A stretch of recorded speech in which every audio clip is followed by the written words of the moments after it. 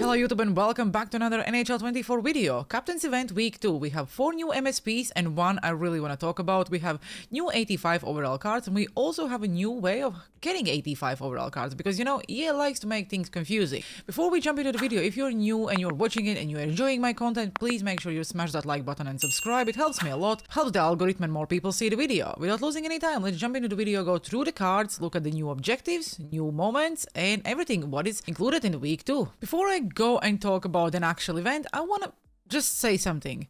You know, when EA said in Advent Calendar we are getting exclusive cards, everyone was actually expecting to receive something we can use. But then obviously we all realized, and probably on the 25th we will get another 88, because we always get an 88 overalls on Christmas. The card we are getting this week is quite, I don't know even how to describe, like who can even use it? As far as you're not starting your game now, this card will never make anyone's lineup. Once everyone saw that it's an 84, then we realized then yeah, it's a scam again, because we're not getting really anything. So what you're getting Morgan Frost, because he's Frost and it's December I'm assuming, then we have a Chell jersey and silver player. Thank you EA for a free 84 overall card. I will start with objectives, and I always keep saying that, guys. If it's not a 1 week event, don't rush to complete your objectives. Wait until week 2 or even week 3 and combine all these objectives and complete them together, because you will find that it's much easier to complete them all together instead of grinding every week. Week 1, open 7 daily reward packs and so on. If you didn't watch my video last week, go and watch it. I went through all the objectives and how to complete them in the quickest possible way. Same about the captain week 2. Score goals. So basically you still have to play the game. So you will play the games and you will score the goals. You score 7 goals and you get a 82 overall free card, which will help you for objectives, or we can exchange that for an 85, which we'll go over a little bit shortly. Then obviously perform any digs, basically do the spinorama, you get a captain's collectible, take shots with any captain's player, 3 collectibles, get hits with any captain's player, again super easy, score goals, super easy. Week 2 is much easier than week 1, and if you don't want to grind them all in one go again, wait until week 3 and just complete them all together in squad battles, and you will get all these captain collectibles, which you will after be able to exchange for players and then exchange it for a free MSP. It's only week 2 and we already have 68 captain's event items.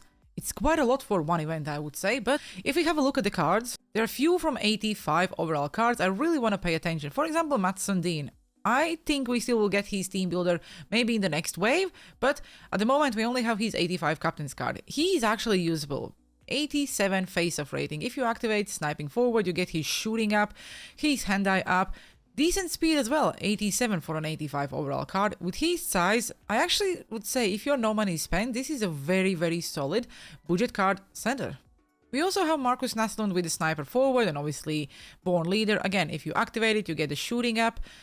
Fortunately, he isn't really big guy, so I would probably just suggest you put him maybe on your turn line if you need speed. For an 85 overall card, he have 88 speed, 88 acceleration, even agility is 86, so again, not really bad. Offensive awareness 90, puck control 90, so hopefully he's not losing a lot of puck. And in general, again, another budget 85 overall card I actually would suggest you guys use. The card I would like to try to see how it plays, Shea Weber. Not the fastest guy, and he never was. Right-handed defenseman. His shooting stats maybe not the best, but that slapshot power, I think he would be really good for the one-timers, but unfortunately the one-timers never go in, so it is what it is. Another fun one is Stan Lindsay. If you are a Red Wings fan, I really would like you guys to try this card out. Two-way forward and Born Leader as everyone else. 87 speed, 87 acceleration. You get agility up +1 if you activate a synergy. Balance 87. For his size, the balance 87 is actually decent. To be fair, I think he would play better than his shooting stats. Slapshot accuracy and wrist shot accuracy only 81, but slapshot power and wrist shot power 87. Really solid. Offensive awareness 91, defensive awareness 91, stick checking and face-offs. Okay, you obviously would not use him in a center, but in general, another really fast left-handed winger. Then we have Rod Langway. You just have to use this card because look at this guy. So handsome, really like him. Defensive defenseman, solid synergy, skating 85, acceleration 85. The shooting may not be the best, but the wrist shot and slapshot power 88. Left-handed defenseman, quite a big guy, and just look at how solid he looks in this picture. Like, I don't know, it's probably his wedding picture or something. Anyway, probably the best looking picture in the game. We do still have other 85 overall cards. If I missed one of the cards you think it's actually a very solid budget card. Please let me know down in the comment section below, because it's just overwhelming to go through all these 85 overall cards and find which one is the best. The ones I just mentioned I think are quite solid and in general possibly would be useful. There is also a bunch of 82 overall cards which I'm not going through, because as far as you're not really grinding the objectives, I don't see how these cards would make your team. Now let's look at the actual MSPs. Ron Francis from Hurricanes. Quite a solid center or left-handed winger with playmaking forward and playmaking boost. If you activate both synergies, you get the agility up, you get his hand stats up to quite a lot, and I would say this is probably one of the most impressed cards I saw. I was not expecting, when I saw them releasing Ron Francis card, I was not expecting the stats look so good. Wrist shot power 90, wrist shot accuracy 88, slap shot power 87, slap shot accuracy 86. If you activate the synergies, you can see then the hands look solid. He also have third eye and close quarters. Close quarters are okay. Third eye probably would not activate, because I don't really see how you can activate this superstar ability. If I'm missing something, please guys let me know down in the comment section below, because I always like to learn new things. And of course we have Born Leader. Without any synergies, he already have 95 face-offs. So you can use him in the center, you can use him on the wing. I probably would use him in the center because he only have 89 speed. There is a lot of players out there already at this kind of overall with a much better speed, but I think he's very balanced. You can use him on a wing and in the center. Is he better than Messier? Probably not. Messier is still 99 faceoffs, and I don't think anyone can beat that, even considering Messier cannot score a single goal. So I'm assuming that Ron Francis probably will be better with goal scoring. Next one is Roman Josi from Nashville Predators. Nice to see then some actual NHLers having a captain cards. I know Jamie Benn got it in the week 1, Roman Josi is getting in the week 2. Two-way defenseman and shooting boost, or you can choose defensive boost. Shutdown, Seeing Eye, and obviously Born Leader. Super cool superstar abilities. Shutdown is really good this year. Same about Seeing Eye, one of my favorite for defensemen, and then Born Leader in general is really good. 90 speed. Roman Josi usually isn't very fast, but this card is really boosted. Shooting stats 90, slapshot accuracy, slapshot power 91, wrist shot accuracy 92, and wrist shot power 93. This is a very, very solid left-handed defenseman. I would really like to try if I was not already having stacked team, and I just don't really want to add him because I just made all the team builders. Then we have defensive awareness 97 and stick checking 93. If you activate synergies, again, very, very solid. He's probably one of the best defensemen personally I see in a long time, and if I would have a chance, I would really like to make him. Then we have Steve Weiserman from Detroit Red Wings, playmaking forward and shooting boost, or you can choose defensive boost again.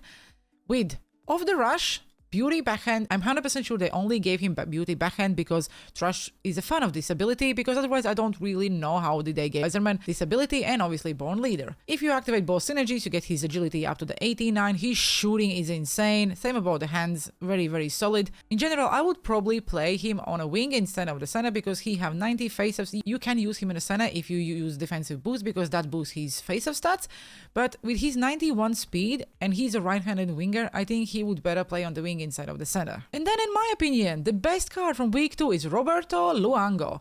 Goalkeeper. I know goalkeepers stink and they don't matter, but I actually think this goalkeeper is insane. Let's not talk about the synergies because they really don't matter as far as you don't want to boost your team. He have the best superstar and zone abilities. Showstopper, we already saw what Oettinger can do with it. Post to post, which is always efficient, and Energizer. He's quite a big guy, and all these superstar and zone abilities will really help him to be one of the best goalkeepers in the game. If you look at the stats, 90 speed, 60 aggression, 88 rebound control, 90 durability, possessioning is 90, pretty much everything is 90, endurance is 95, agility 94. This has to be one of the best goalkeepers in the game. There is no questions asked. I missed his card in the auction house earlier for 175k. You cannot even see a single Luongo card in the auction house. So while I'm grinding the objectives, if I will get enough collectibles, he will be the card I will make for free because I always make goalies. And let's be honest, the best players always make goalies. If you're not making goalie, are you even enjoying the game? Okay, those are all the cards from week 2. Let me know down in the comment sections again. Do you think there is anyone worth making? For me, it will be goalkeeper because, like I said, if you're not making goalkeeper, are you even enjoying the game? Hopefully, week 3 will be even better. I just think then, in general, week 1 was better than week 2. but again, it depends on your favorite team and your favorite players. For me, Mark Messier is still the best card they released, but again, if you're not a Rangers fan, you probably would not enjoy him. Longo is something I really want to try out, and I'm probably making him before I get into my James run. So yes, let's now have a look at the moments and the new sets, how you can acquire 85 overalls. So as every other event, we have 4 new moments. So the Luongo is unbeatable. Pretty sure, yes, you are playing as Luongo and you have to get a shutout and win the game. You get 1 captain's collectible and 1,500 coins. Then Yossi scores game winner. You have to score goals with Yossi, take shots with Yossi, and get hits with Yossi. Then you get captain's collectible, 2 gold players and 1,000 coins. Then we do have Francis overtime winners. You need to score goals, get stick lifts, and get face-offs. Stick lifts. I think that's a penalty, but let's try. Again, you get a captain's collectible, 2 gold players, and 1,000 coins. And double OT goal. You have to score a goal with Wiserman, take slap shots with Wiserman, and get shoulder checks with Wiserman. This is pretty easy. Like, all these moments are very, very easy. And by completing them, you basically are getting 4 captain's collectibles, some coins, and some gold players. So if we quickly have a look at the sets, you have week 1 random captain's player and you have week 2 random captain's player. So again, if you want to get that Sandin, then this is where you need to go. You exchange 10 collectibles and you can possibly get yourself Sandin, and he's usable card. If you look at the actual MSPs, the thing didn't change. You have to trade in 6 85s for, let's say, Luongo, Messier, or any other card you want. You can trade in any 85s, week 1 or week 2. At least it doesn't say then it has to be week 2, so I'm assuming exchange 85 overall captain players to acquire 88 overall captain's players. So yes, you can trade in week 1 or week 2, or possibly even week 3, 85 overall captain cards. If you want to get any of the random 82 overall captain's player, you just have to exchange 1 collectible for an 82. With that being said, you can exchange 1 collectible for a random 82 overall captain's player, or you can exchange 10 82 overall captains for week 2, a random 85 overall captain's player. So basically, let's say you are pulling all these 82s in packs and you think they are useless. You can exchange 10 of them for an 85, or you can do that with the collectibles. At least there is a use for these 82 players, because they are just releasing them, and I just think it's overwhelming to have so many cards, but it is what it is. At least there is some use for them. There are no changes on an actual collectible sets, so the highest one is still an 86 overall card you can exchange for 4 collectibles. If there is no one who is your favorite player, I would not suggest you guys do these cards in this way. I would maybe try to, I don't know, let's say grind objectives, because it's much cheaper. Obviously it's pretty free, or maybe try to snipe the cards in auction house. I just think that exchanging an 86 for 4 collectibles, it's quite expensive. I don't mind the format, then there are no power-up collectibles, because the total amount of coins you have to spend is pretty much the same, but I still think then fact that we cannot slowly try the player out before we make it, it's quite an L, considering the format was different. Let's see if EA keeps it or they change it. I don't mind, but I don't know really. Maybe just I was used to the power-up collectible MSPs. Okay guys, that's it for today's video. Week 2, like I said, not really a fan of week 2 cards except Luongo. I really want to try him out and cannot wait when I will put him in my net and then complain that I'm losing every single James game because it's always the goalkeeper, not how I play defense, you know? Anyway, thanks for watching the video. I hope you enjoyed and have a good one. See you on the ice.